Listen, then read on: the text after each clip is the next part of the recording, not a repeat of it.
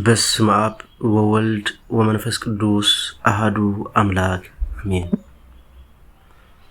ንገባሪ ሰናያት መሐርን አምላኽ አቡውን ጎይታናን አምላኽናን መድኃኒናን ኢየሱስ ክርስቶስ ሰቲሩናን ረዲኡናን ዓቂብናን ተቐቢሉናን ራህሪሁልናን ደጊፉናን ክሳዕ እዛ ሰዓት እዚኣ እውን ኣብፅሒና እሞ ነመስግኖ ኣለና። ሕጂ እውን ንዑ በዛ ቅድስት ዕለት እዚኣን ብኩሉ ዘመን ህይወትናን بفصم سلام كعقبنا نكل زملخ እግዚአብሔር አምላኽ ንለምኖ ኦ ጎይታ እግዚአብሔር ኩሉ ትመልኽ አቡውን ጎይታናን አምላኽናን መድኃኒናን ኢየሱስ ክርስቶስ ለሊ ኩሉ ኩነታትን ምእንቲ ኩሉ ኩነታትን አውሽጢ ኩሉ ኩነታትን ነመስግነካ ኣለና ስለሰተርካናን ዘረዳእካናን ዘዓቀብካናን ናባኻውን ስለስተቀበልካናን ስለዝረሃራካናን ዝደገፍካናን ክሳዕ ዛ ሰዓት እዚኣውን ስለዝብፅሓካናን ነመስግነካ ኣለና ኦ መፍቀሬ ሰብ ካብ ሰናያትካን ሓትንን ንልምንን ኣለና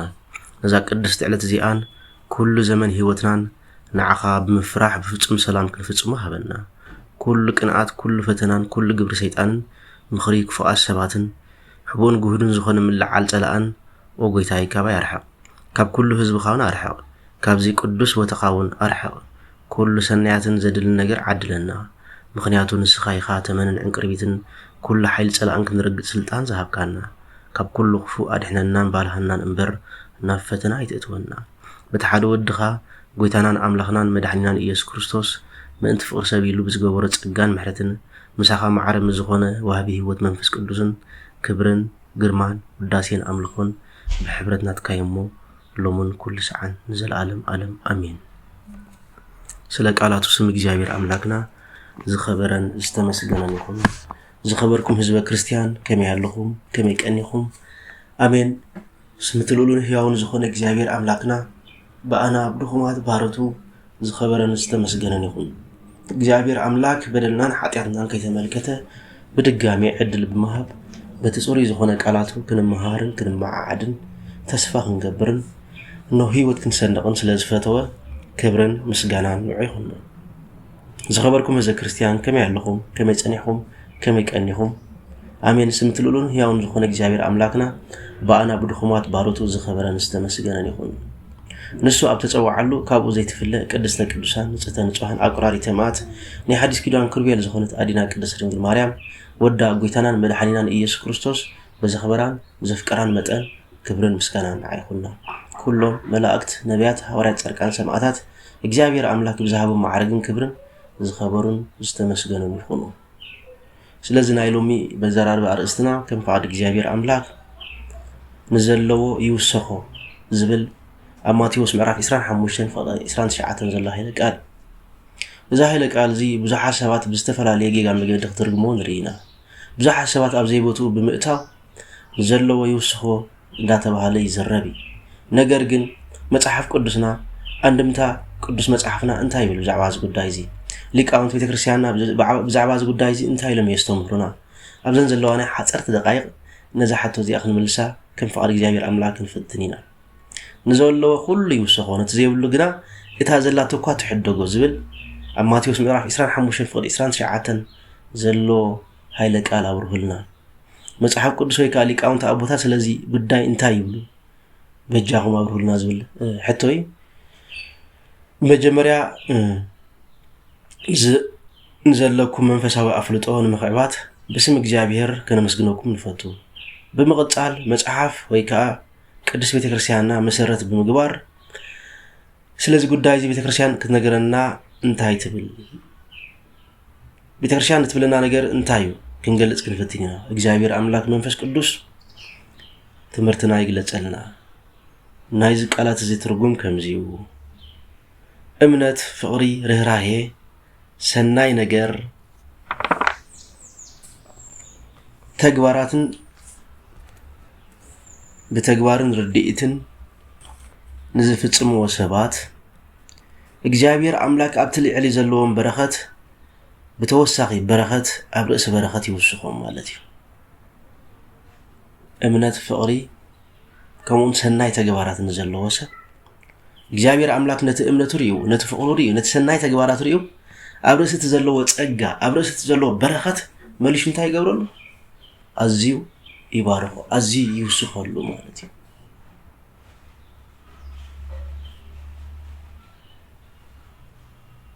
مغنياتو بوحد سلستأمنه أب نجار يشمو استزاربه كله كلام يخونلو زرقته كله لم يخونلو كم وحيز جيون كم وحيز إفسون كمون إفراتيسن من سنايات كل جزء يفلفلن يوحزنو سن تزاريبو يرد نستبقاسو يتعارب كل نبرته هيو يوسخلو بزح مكران سقين كم أبونا أيوب كان تحلفه لك أحم أبونا تصادق أيوب نبرتهم كل عطفن دربن كوين يمتو بأمنتهم سرحهم سلسته مسكر لهم ناي كريستوس أمباسادرات دما يخونوا مالتي زم سبا زياتهم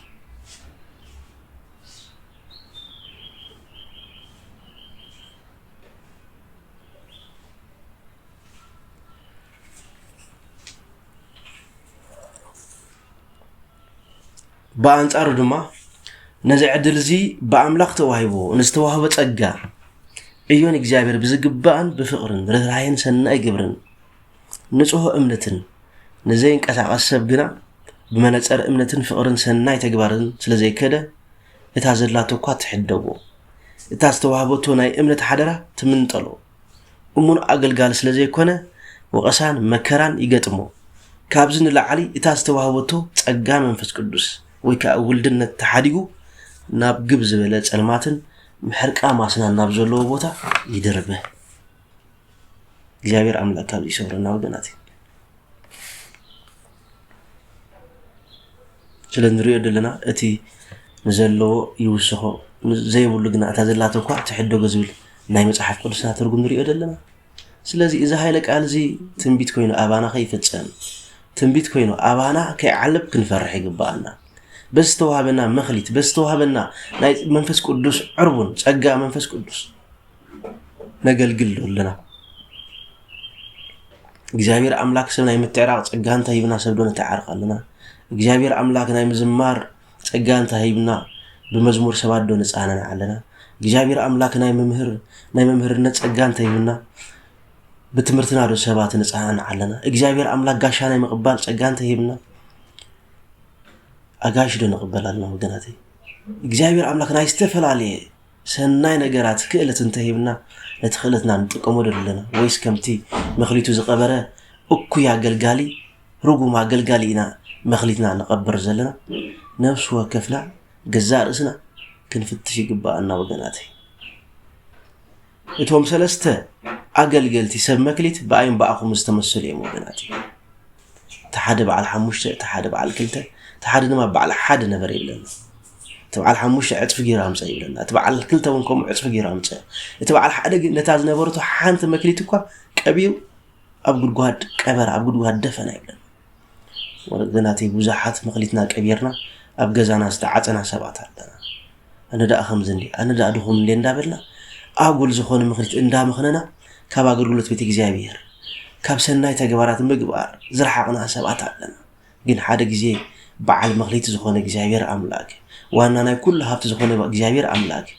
ነው አቀድም ፍርድክ አርበናይ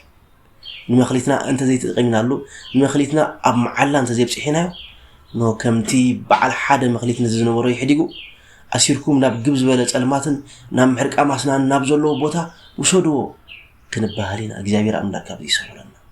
ስለዚህ ከም ተቀዲምና ዝራአናዮ ነቲ ዘሎ ይውስኾ ዝብል ትምርቲ ነቲ በእምነትን በፍቅርን بسناي تجباراتن ጸኒዑ ዝኸይድ ሰብ ኣብ ልዕሊ በረከት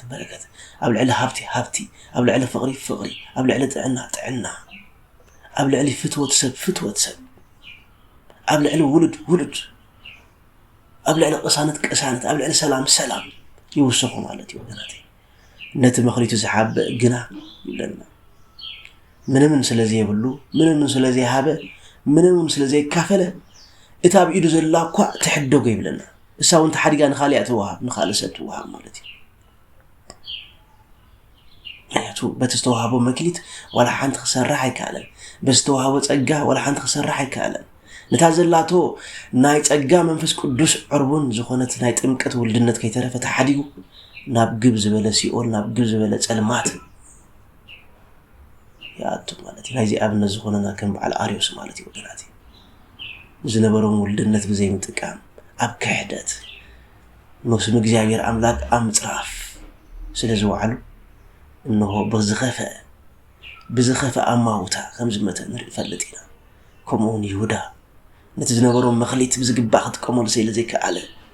إنه تحاني خمس متى فلتينا وقناتي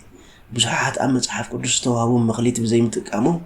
تزنبرون تأجان هابتن منفس قدس انتحاديكم مدراو خنا السماء وزخنا هابت تحاديكم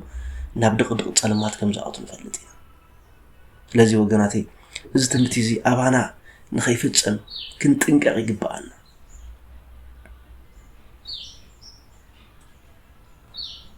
ስለዚህ ከምዝ ንኸይን ኸውን መንፈስ ቅዱስን ብዘይ ምጉሃይ ንስተዋሃበና ናይ ህይወት ዕላማ ብምርዳእ ፍረኽ ንፈሪ ይግባአና ኣብ ወንጌል ከም ዝተጻሕፈ ዘይፈርኦም ዘበለ ክቆረጽ ከም ዝተባሃለ ከይተቆረጽና እንከለና መኽሊትና ከነካፈል ይግባአና 30 60 100 ፍረ ክንፈሪ ይግባአና ፍርህራየ ፍቕሪ ትሕትና ሰናይ ምግባር ኣብ ህይወትና ክኸቡና ይግባኦም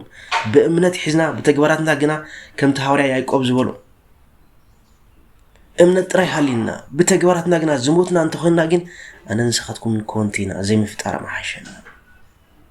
ምክንያቱ ያዕቆብ ሐዋርያ ከምዚ ኢልና ይርከብ ኣብ ምዕራፍ 2:17 ያዕቆብ መልእኽቲ ያዕቆብ እምነት ብዘይ ግብሪ መውትያ ይላል እምነት ብዘይ ግብሪ መውትያ እምነት ብዘይ ግብሪ